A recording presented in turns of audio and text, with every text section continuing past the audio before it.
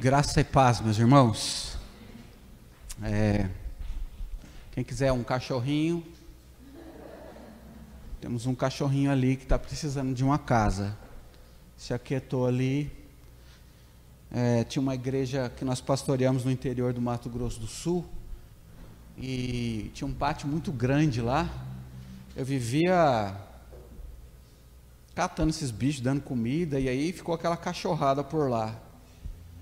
Aí tinha uma bem pequenininha, mas uma bem pequenininha mesmo. Um dia eu estava pregando, ela escutou a minha voz, e ela saiu correndo de onde ela estava, lá do fundo, veio e subiu no púlpito, e eu pregando, ela começou a pular aqui, assim, ó, ficou pulando. E as pessoas tentando tirar ela, e ela não tinha jeito, ficava pulando, até que alguém conseguiu pegar, e naquele dia ela conseguiu uma casa para ela também. A pessoa se compadeceu do animal. Então, se você quiser um cachorrinho, está aqui um cachorrinho para você. Ele se aquietou ali no cantinho.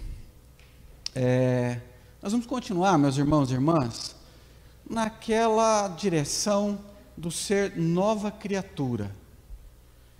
E como a gente falou no domingo passado, se a gente conseguiu entender que é só através de Cristo que nós somos salvos, que nós somos transformados em uma nova criatura pelo poder de Deus, a gente precisa dar alguns passos como nova criatura. A gente precisa sempre estar mirando no alvo, seguir para o alvo, para sermos a cada dia mais parecidos com Cristo.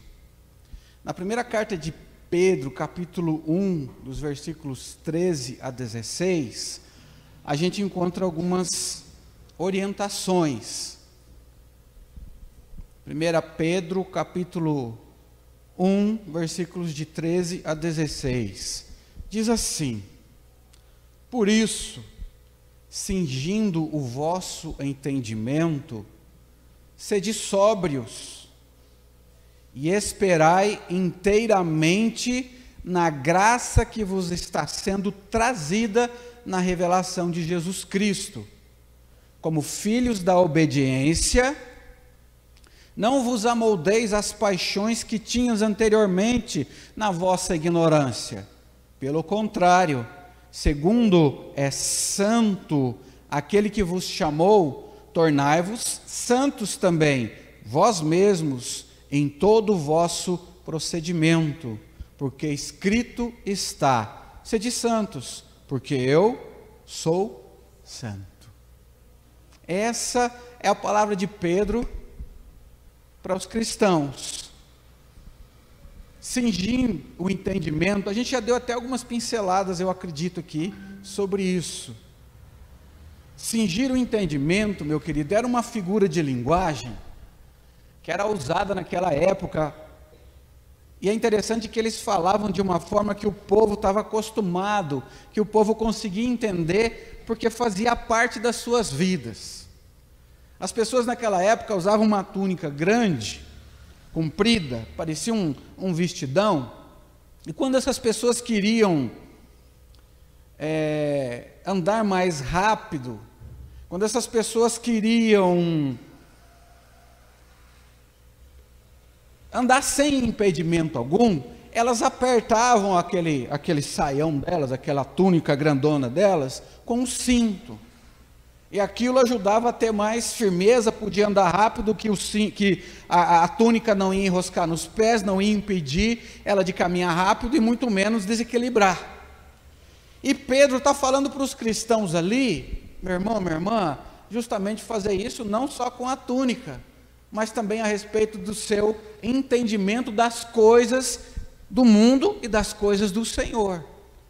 Se a gente vem falando já há alguns dias a respeito do ser nova criatura, que as coisas velhas já passaram, as coisas velhas é o que Pedro está dizendo aqui acerca disso. Olha, não vos amoldeis às paixões que tinhais anteriormente na vossa ignorância. As coisas velhas ficaram para trás, essa ignorância, essas coisas antigas, essas paixões antigas ficaram para trás. Então, meu querido, Pedro está falando para as pessoas daquela comunidade que eles não podiam andar em um mundo Às vezes a gente fala assim, nossa, os dias de hoje estão tão difíceis. De fato, estão difíceis demais. Como nós falamos aí, existem muitas filosofias, muitas coisas. Na antiguidade não era diferente. Existiam ensinamentos para você cultuar vários deuses, muitas entidades. A gente comentava com umas irmãs aí, quando nós estivemos na Índia. Gente, lá tem, com missionário, lá tem, não milhares, mas milhões de deuses. Tem Deus para tudo que é lado, para tudo que é coisa que você precisar, para tudo que é coisa que você quiser. Nós passamos na frente de um templo onde existia uma figura, eu esqueci o nome daquele trem lá, e não quero nem lembrar, de um Deus com uma mão assim, mas é do tamanho de um prédio. E um templo ao lado, e as pessoas deitadas com a boca no chão, buscando e cultuando aquilo na beira da estrada. Então isso não é de hoje, isso não é só aqui no nosso país, isso faz parte de uma estratégia demoníaca, satânica, para desviar o coração das pessoas no mundo inteiro, em qualquer lugar, desde o jardim do Éden, mentir, enganar, desviar a verdade do coração das pessoas e introduzir uma mentira. Então Pedro está falando, olha, quando é para você cingir o seu entendimento, é para você estar esperto. Coloque em ordem, fique esperto, cinge o vosso entendimento, sede sóbrios. O contrário de ser sóbrio é você estar ébrio, é você estar bêbado. Vamos colocar essas duas comparações para a gente entender bem. O bêbado, ele não sabe o que faz. O bêbado enche a cara, o bêbado cambaleia por aí, perde o seu caminho, perde o seu rumo, ele fala coisas, ele às vezes até agride, ele bate, ele machuca, ou ele às vezes até assume um compromisso, mas quando passa o efeito da bebida, o que acontece? Ele não lembra de nada do que ele fez.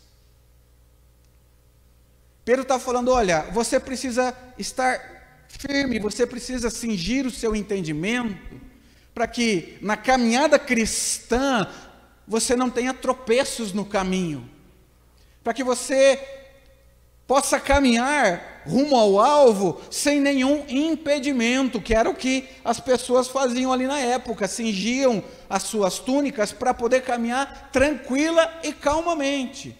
Mas quando os cristãos começavam a desviar o seu olhar de Cristo e passavam a olhar para as coisas que os circulavam, que estavam à sua volta, meus queridos, eles estavam andando como se estivessem andando na fé, como se estivessem com a sua túnica solta. Ou seja, eles estavam tendo muitos atrapalhos, eles não conseguiam caminhar de maneira correta. Eles estavam andando como pessoas que não tinham entendimento, como se estivessem bêbadas, amortecidas por alguma coisa. E Pedro vem lhes chamar a atenção, tanto naqueles dias, quanto nos nossos dias, para nós que somos cristãos, para nós que somos uma nova criatura, nós precisamos andar com entendimento. Nós precisamos olhar para a nossa volta e, sinceramente, Paulo não fala assim para a gente, em relação à ceia, ele fala, julgue-se o homem a si mesmo. Nós precisamos parar e fazer uma introspecção, uma reflexão, meu irmão, minha irmã, de como nós estamos vivendo a vida cristã, não só no dia da ceia, não só no momento de partilharmos o pão, mas em todo o momento, em todos os dias, nós precisamos parar, nós precisamos refletir, nós precisamos ver se estamos andando sem nenhum impedimento na carreira que nos foi proposta por Cristo, tendo autocontrole, tendo domínio da situação, ou se estamos sendo dominados por ela. Como nova criatura, nós precisamos estar alertas, meus irmãos. De fato, as coisas antigas precisam ter ficado para trás. E nós, por causa de Cristo, por causa do Espírito de Deus que opera na nossa vida agora, assumimos o controle da situação, mas só por causa dele. É Ele quem nos dá força, é Ele quem nos dá condição.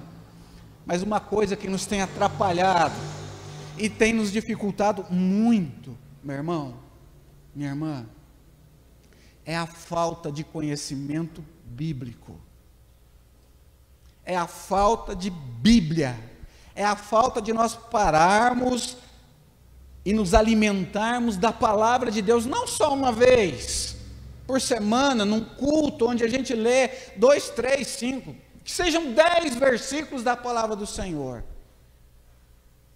Meu irmão, eu e você temos acesso pelo YouTube a tantas mídias, a tantas coisas. Às vezes chegam na nossa caixinha lá do WhatsApp, vários links para nós assistirmos um culto, uma pregação, um ensinamento. Todos nós aqui, eu creio que recebemos isso.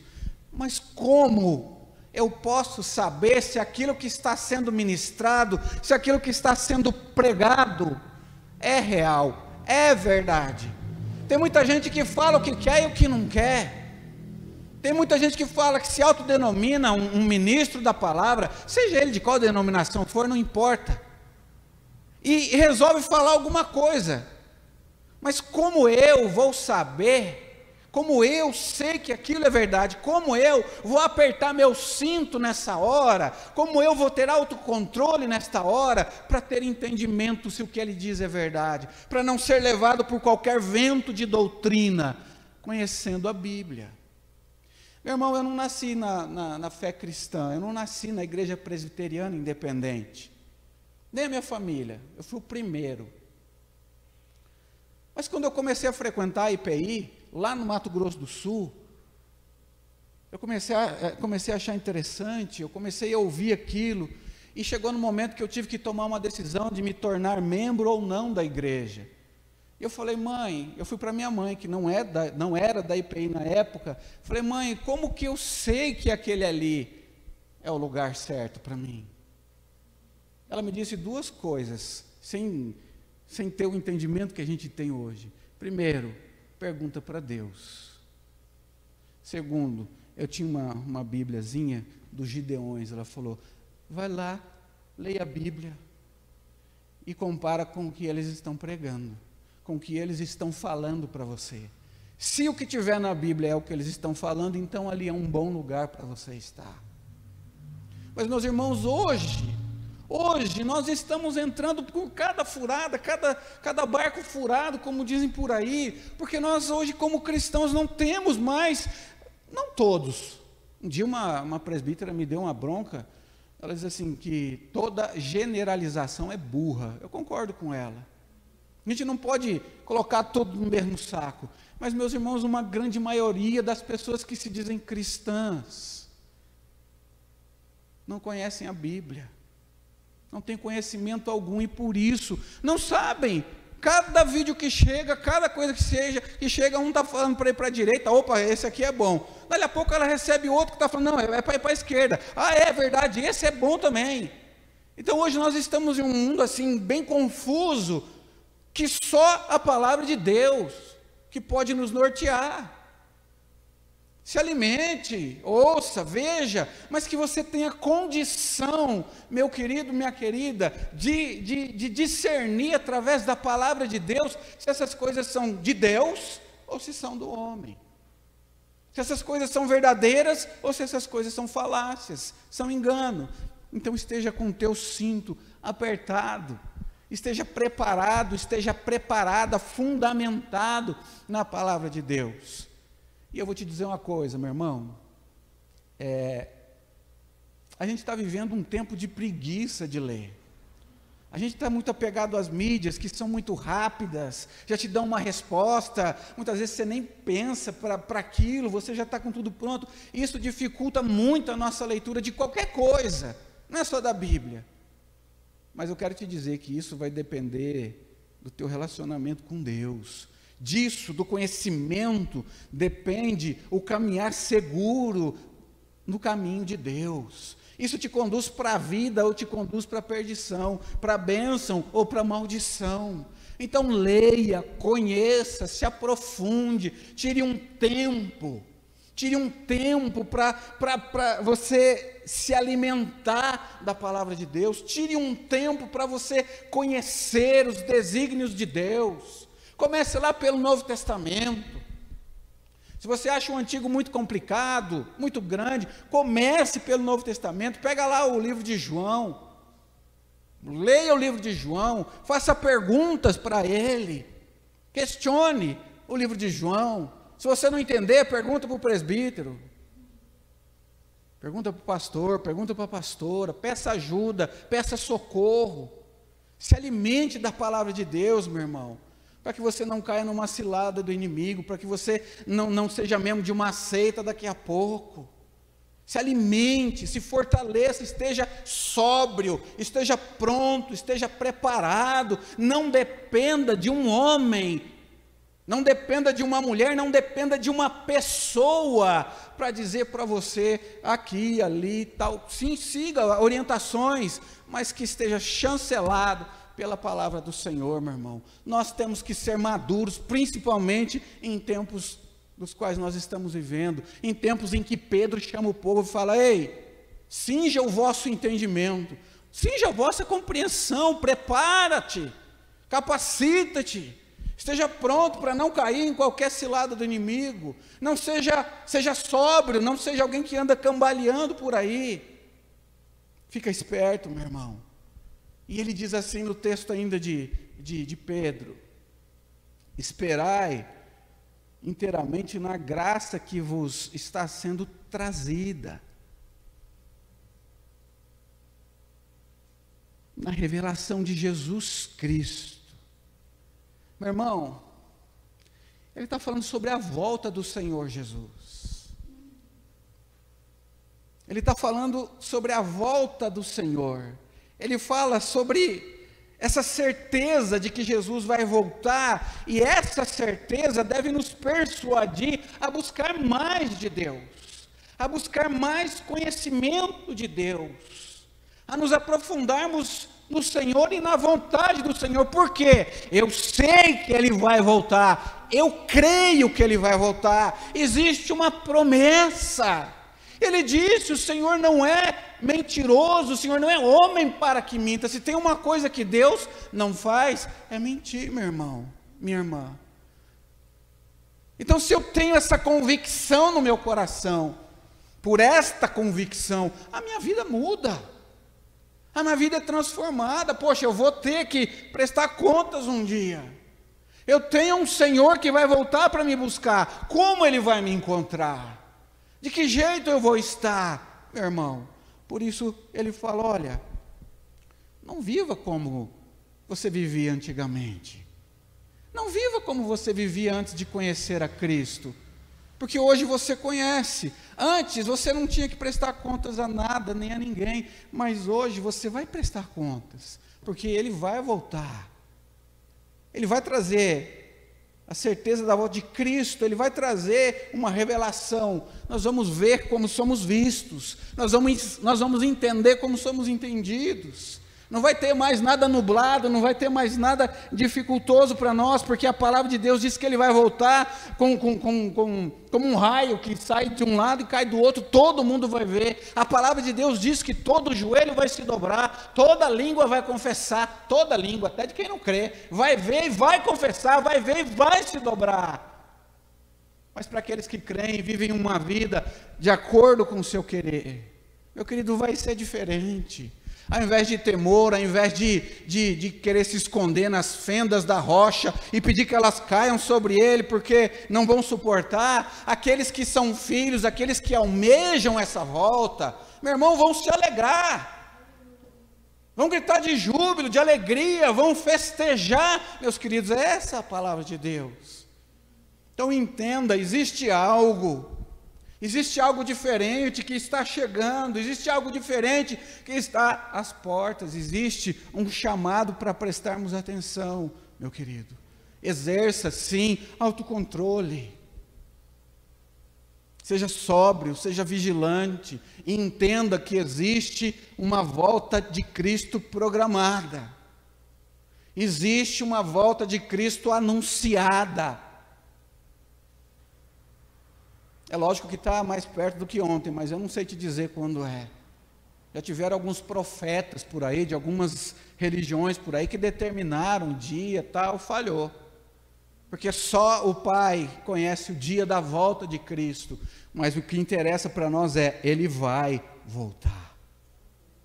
E hoje, meu irmão, minha irmã, infelizmente, Infelizmente, muitas pessoas do povo de Deus estão vivendo como se não tivesse essa promessa, estão vivendo como se não acreditassem na volta de Jesus Cristo, e isso gera no coração das pessoas um sentimento de indiferença. Isso gera no coração das pessoas, meus queridos, como se essa ou qualquer outra igreja fosse apenas uma ONG, um lugar de encontro, ou não sei, um lugar, meu querido, onde a gente ouve alguma coisa da palavra, onde, infelizmente, agora a gente não pode mais nem abraçar, mas antes a gente abraçava, a gente cumprimentava, batia um papo, e pronto, acabou. Mas a palavra do Senhor diz, meu querido, minha querida, que Ele vai voltar para buscar a sua igreja, Ele vai voltar para buscar o seu povo. A igreja, meu irmão, minha irmã, não é nada mais, nada menos do que a agência do reino de Deus aqui na terra. A igreja, meu querido, é aquela que tem autoridade para viver em Cristo, uma vida por Cristo. A igreja é aquela que tem autoridade para pregar a sua palavra, para anunciar a sua palavra. Ninguém mais, ninguém tem autoridade. Porque aqueles que não são realmente convertidos, eles têm a letra, eles têm um conhecimento histórico e meio daí confuso. Mas aqueles que têm Cristo, aqueles que têm o seu Espírito, o Espírito que revela a verdade, o Espírito que traz o entendimento, é a igreja de Deus, é o povo de Deus, são verdadeiramente aqueles que creem em Deus, são verdadeiramente aqueles que esperam a volta do Senhor, que têm pressa para anunciar, tem pressa para ensinar, tem pressa para evangelizar. Meus queridos, existe uma coisa bem triste que o liberalismo tem feito, é fazer com que as pessoas não tenham mais essa urgência de pregar, essa urgência de ensinar, de falar do amor de Cristo para as pessoas. O liberalismo tem ensinado que não tem perdição. O liberalismo tem ensinado que todo mundo tá beleza, não tem problema. No final vai dar tudo certo. Vai dar tudo certo. Onde você estiver, fazendo o que você estiver, crendo no que você estiver crendo, vai dar tudo certo, não tem problema. Meu querido, não é real, e domingo passado nós falamos sobre isso. Nós temos que ter esta urgência da pregação, do ensino, alertar as pessoas que precisam se arrepender, que precisam buscar a Cristo, que precisam entregar as suas vidas para Cristo. Quem é que vai fazer isso? Senão a igreja viva do Senhor Jesus sobre a face da terra. Quem é que vai falar lá para o companheiro que trabalha junto? Quem é que vai falar para o transeunte da rua? Quem é que vai falar para o companheiro da faculdade? Meu querido, senão aquele que é a igreja viva do Senhor sobre a face da terra. Mas Pedro está falando, esteja preparado, cingido, sóbrio, porque senão você esquece disso, porque senão você perde o sentido disso. Não tem Jesus que vai voltar, não precisa falar nada, não conheço nada, está tudo bem, está tudo certo. Pedro fala, ei, acorda, esteja pronto, preparado para a esperança, para a revelação que está proposta, esteja preparado para a volta de Jesus Cristo. Existe a volta, meu irmão, existe, está programada, já está escrito. Ele vai voltar, meu querido. Mas as pessoas vivem desapercebidas. Mateus 16, 27, diz assim, porque o Filho do Homem há de vir na glória de seu Pai, com os seus anjos, e então retribuirá a cada um conforme as suas obras. Os que são salvos têm uma coisa chamada galardão. Os que não são salvos, apartai-vos de mim, malditos, porque eu não vos conheço. Mas existe uma volta, existe uma prestação de contas, conforme as suas obras, conforme o que você fez, não para ser salvo. Salvação é pela graça, é pela misericórdia do Senhor, mas porque você é. Existe uma volta. E como é que ele vai encontrar? Hoje para a gente, meu irmão, eu confesso para você, fica meio difícil, assim, a gente imaginar anjo descendo, a gente imaginar, sabe, a lua se transformando em sangue, o sol se transformando em sangue. Fica difícil, na nossa mente tão informatizada, tão cientificada, a gente conseguir entender coisas empíricas, a gente conseguir entender, não dá, é complicado. Mas, meus queridos, é isso que vai acontecer. Se prepara, se prepare, esteja pronto, esteja pronta, esteja firme.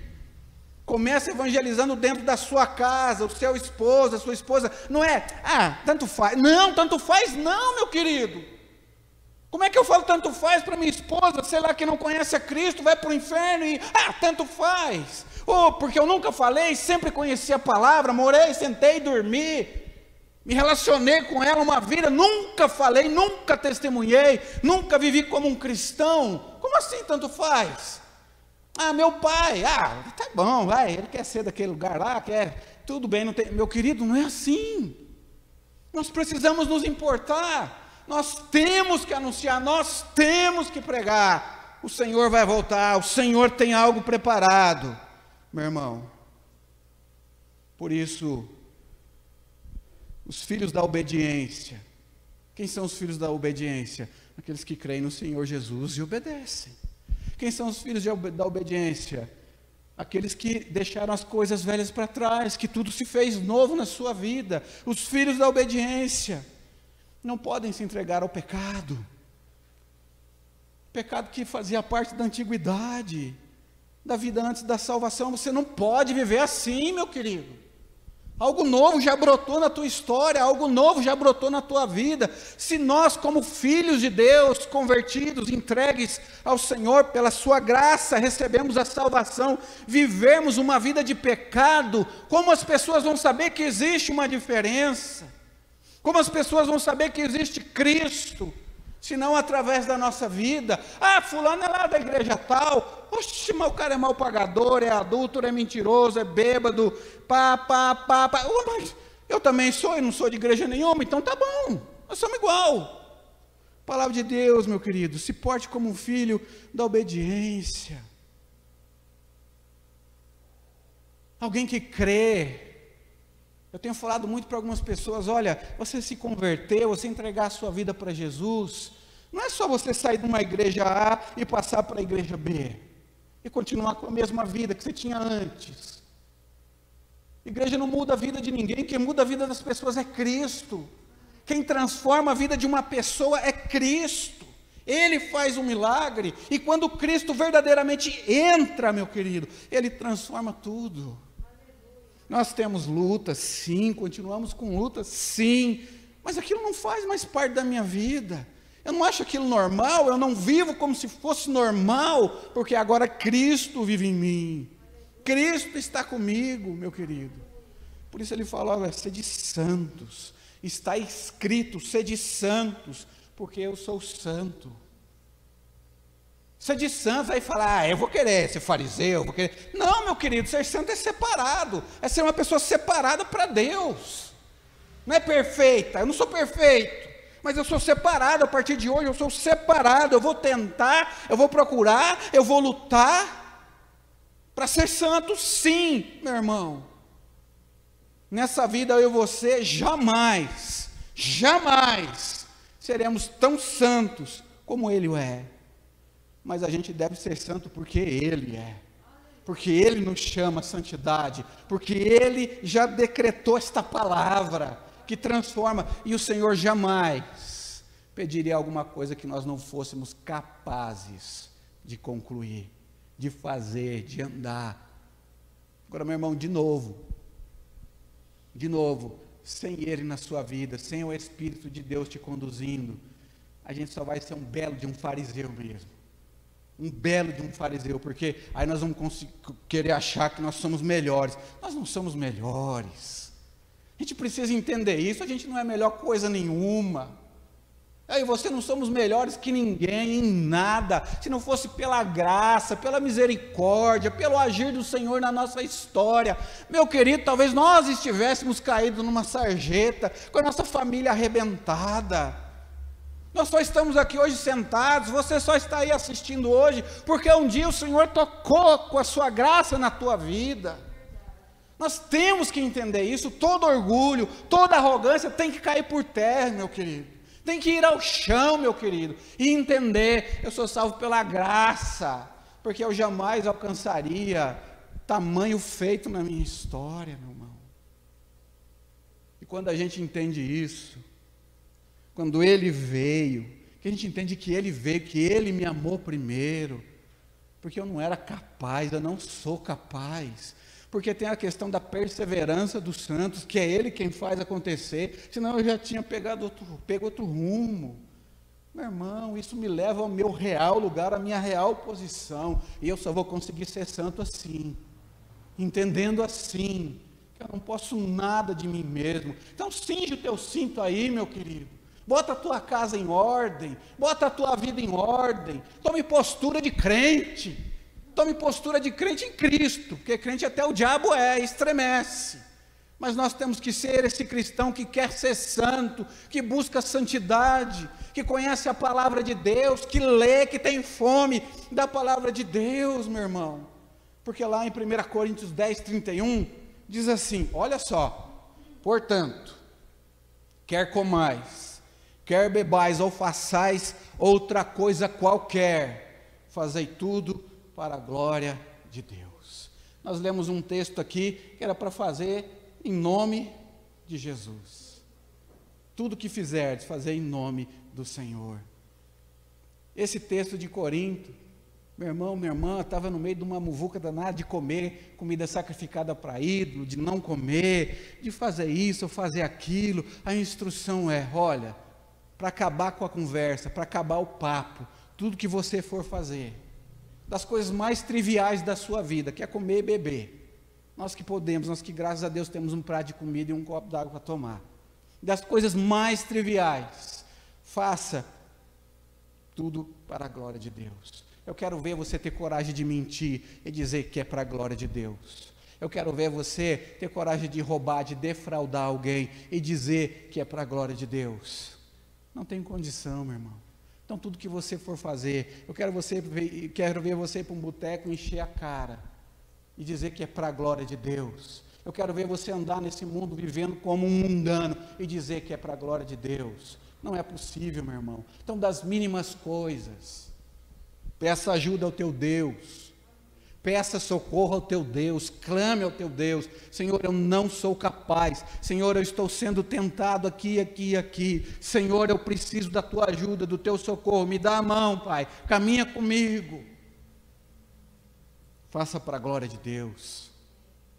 Eu quero ver você fazer qualquer coisa que não preste e dizer que é para a glória de Deus. Eu quero ver você fazer, ou eu, estou na panela, nós fazemos qualquer coisa e dizemos que estamos fazendo isso em nome de Jesus, se essa coisa não presta, mas a gente tem que estar firmado na palavra de Deus, nós temos que cingir o nosso entendimento, nós temos que estar sóbrios, meu irmão, minha irmã, está ligado, oi, se liga, fica esperto, abre teu olho, em todo tempo, sede sóbrios e vigilantes, porque o diabo, vosso adversário, está em derredor, rugindo como um leão, procurando alguém para devorar. Sede sóbrios e vigilantes, atentos. O vigia, quando subia lá na torre de vigia, ele tinha que estar esperto, olhando para todo lado, preparado para dar o brado, para que o povo não fosse massacrado pelos inimigos. Sede sóbrios e vigilantes, acorda, esteja vigiando, esteja com os olhos abertos, não esteja desapercebido, meu irmão. Abra lá comigo em Colossenses capítulo 3.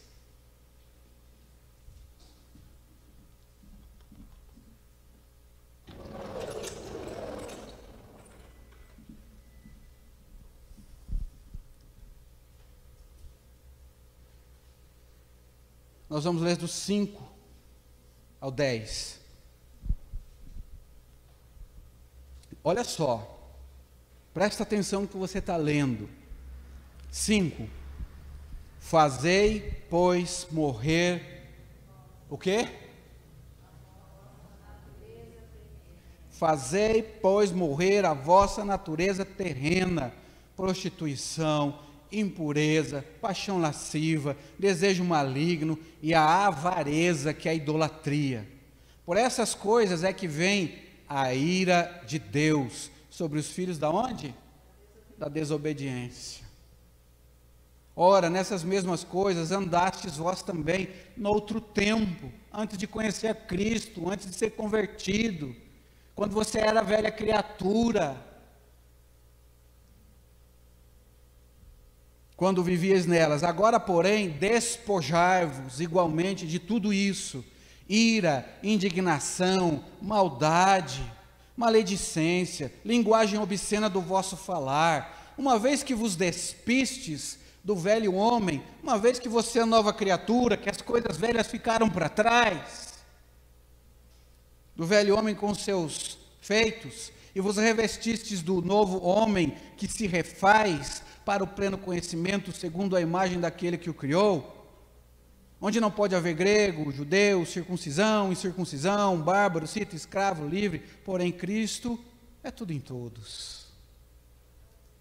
Meu irmão, para a gente assim, encerrar, não tem aí, não passei para você, Júlio, mas o versículo 1 do capítulo 3:1, olha só, antes dele dar todas essas instruções, 3:1, ele fala assim: portanto, se fostes ressuscitados juntamente com Cristo, a gente já trabalhou isso aqui, esses buscar e pensar. Se você foi ressuscitado,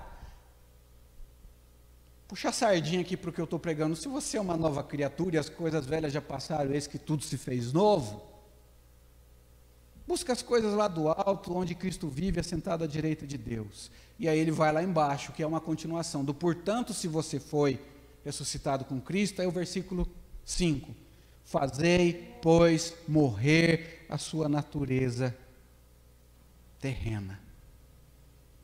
Se você já tem Jesus na tua vida, esse fazei aqui não é um pedido, é uma determinação, é uma imposição, é uma ordem. Faça, pois, morrer a sua natureza terrena. Qual é a natureza terrena? Efésios 2 diz que nós éramos por natureza filhos da ira, ira de Deus, filhos da ira. Mas pela graça nós somos transformados em filhos do Senhor. Faça morrer. Ou seja, meu irmão, minha irmã, agora é minha vez. O Senhor já me salvou. O Senhor já fez a maior parte, agora é minha vez, agora é a minha responsabilidade. Eu tenho que fazer morrer, eu tenho que sufocar esses desejos aqui, que são os frutos da carne. Você pode ler lá em Gálatas capítulo 5. Eu vou sufocar isso daqui, dia a dia, eu vou lutar contra isso daqui, eu não vou permitir que isso me domine mais. Não faz mais parte da criatura nova, da nova criatura, não tem mais poder, não tem mais autoridade. É uma luta diária. Ah, não, só um pouquinho. Ah, não, né? Ah, deixa quieto. Ah, só vou dar uma espiadinha. Meu irmão, minha irmã, quantas pessoas estão destruindo casamento, porque estão viciadas em pornografia na internet, tanto homens quanto mulheres. Viciados em pornografia na internet. É tudo tão fácil. Meu irmão, é tudo tão fácil, está na distância de um clique para você entrar e ver o que você quiser, grátis. O diabo paga tudo para você, o diabo patrocina tudo isso para você. E meu irmão, como é difícil se livrar disso, como é complicado se livrar disso. Eu já vi estudos que dizem que quando você está vendo um filme pornô, cenas pornográficas, aquilo exerce o mesmo poder da heroína no teu cérebro. Então não caia nisso, meu querido. Procure alguém, procure ajuda, peça ajuda, converse com alguém, confesse o teu pecado e o Senhor vai purificar e te limpar disso tudo. Procure ajuda. Mas não fique preso nisso. Isso tem destruído famílias, inclusive de pastores. Isso tem destruído casas inteiras. Cuide bem do seu filho, cuide bem da sua criança, observe o que ele está vendo lá no computador, às vezes lá no quarto sozinho. Se eu não me engano, você vai encontrar um vídeo na internet que chama Um Clique. One Click. Se eu não me engano, você dá uma procuradinha, e lá passa um filmezinho lá sobre essa questão da pornografia. Eu vou procurar, eu tinha, e eu vou procurar, se der eu vou trazer aqui para a gente ver. É um perigo, e ele está falando aqui, olha, se você já ressuscitou com Cristo, a nossa posição já é na eternidade, ressurreto com Cristo, faça morrer a maledicência, ou lugarzinho para falar mal dos outros, é dentro de uma igreja, meu irmão, seja essa, seja qualquer outra, onde juntam pessoas, faça morrer. A gente fala assim, nossa, o Murilo é boa pessoa, o cara é joia, mas, ei Murilo, aí quando entra mais, o pau come, a coisa fica brava. Faça morrer a maledicência, faça morrer a prostituição. Eu tinha tudo aqui dizendo o que é, mas não dá tempo. Faça morrer a impureza, faça morrer paixão lasciva, aquele desejo fora do controle que te domina. Faça morrer, querido, a avareza. A avareza, a pessoa pega o que não é dela, a pessoa quer acumular, quer mais e mais, e é comparado até mesmo com o pecado da feitiçaria. Uma igreja não pode, meu querido, viver sem condição financeira por causa da avareza de seus membros, que retém o que não lhe pertence, que dá o que sobra. Isso é avareza, isso é pecado, isso é condenado na palavra do Senhor. Uma igreja não pode viver sem recursos. O recurso que você tem que entregar como dízimo e oferta, meu irmão, minha irmã, não é para ajudar a pagar a conta de luz, não é para pagar salário de pastor, é porque eu sou nova criatura, e eu entendo que entregando a 10ª parte do que eu recebo ao Senhor, eu estou consagrando 100%, eu estou sendo grato. Senhor, o Senhor me deu tudo isso, o Senhor me preserva, por isso eu deposito aos teus pés, Senhor. Sempre foi essa a mentalidade, eu entrego os 10 para consagrar ao Senhor os 100. Mas o coração das pessoas hoje, cada vez mais, está cheio de avareza. A obra do Senhor, missionários nos campos passando necessidade, porque as igrejas não têm recurso para encaminhar para os missionários, porque as pessoas são avarentas, estão retendo o que não pertence. Meu querido, cinja o teu entendimento, aperta o cinto aí, não ande como um ébrio, achando que você está fazendo vantagem, nossa, estou saindo no lucro. Não faça isso, meu irmão. Sabe, às vezes nós gostamos muito de meter o pau nos políticos, dizer que político é ladrão, que não dá para confiar. Meu querido, e as pessoas que roubam a Deus? Como é que a gente confia numa pessoa que tem capacidade de roubar a Deus? Então a gente também não tem moral para falar de político, meu querido. Abramos os nossos olhos, meus irmãos, o reino de Deus. O Senhor não precisa do teu dinheiro, Ele precisa da tua fidelidade, Ele precisa do teu temor. O teu temor, que você tema a Deus a ponto de ser fiel a Ele.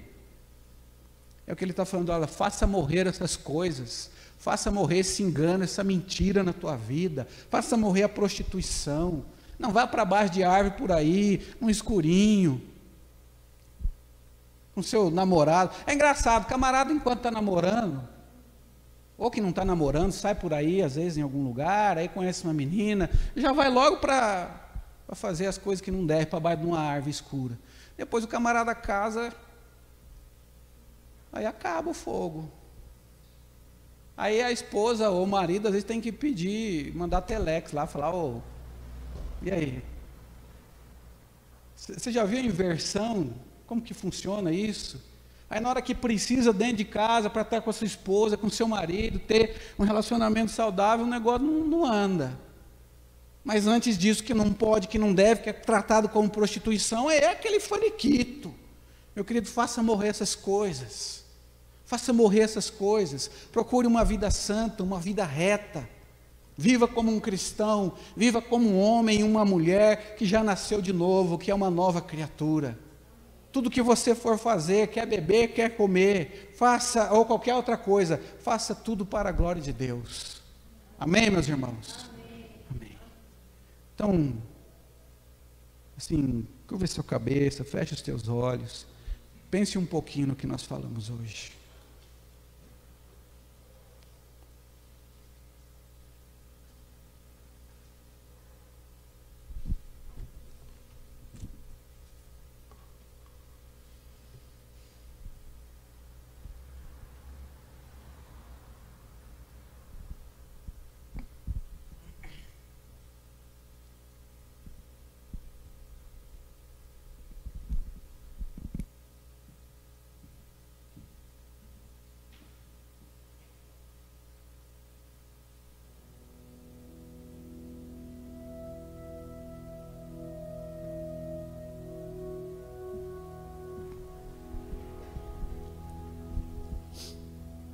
Senhor Deus, Pai Todo-Poderoso, em nome de Jesus, Pai, como igreja nós nos achegamos ao Senhor,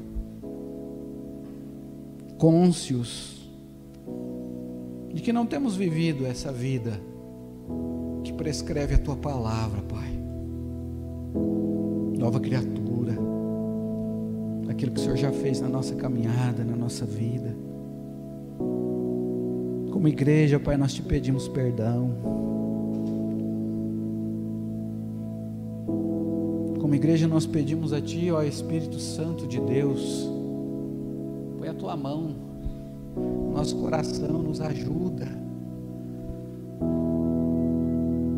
Nós temos dado às vezes tanto espaço para a nossa carne. Precisamos da Tua força, do Teu poder operando em nós, para sermos transformados, para darmos verdadeiramente lugar ao que a Tua palavra nos pede, para estarmos firmes, sóbrios, com o nosso entendimento cingido, preparado, alertas. Espírito Santo de Deus, se o Senhor foi apagado no nosso coração por tantas coisas que nos atrapalham, nos distanciam, perdoa-nos, tem misericórdia. Nós te pedimos, reacende a chama em nosso coração, em nosso peito, faz ela queimar, faz ela arder, em nome de Jesus, tem misericórdia. Nós esperamos em Ti, nós precisamos de Ti, nós admitimos a nossa pequenez, a nossa incapacidade, a nossa imperfeição. Admitimos também que é só pela graça que podemos estar aqui, ter acesso à Tua palavra, ter acesso à salvação. Em nome de Jesus, nos ajuda, nos transforma e nos leva além, nos leva para mais perto de Ti. Louvamos o Teu nome, ó Deus Todo-Poderoso, Senhor da igreja, Senhor das nossas vidas. Louvamos o Teu nome e esperamos em Ti, em nome de Jesus Cristo. Amém.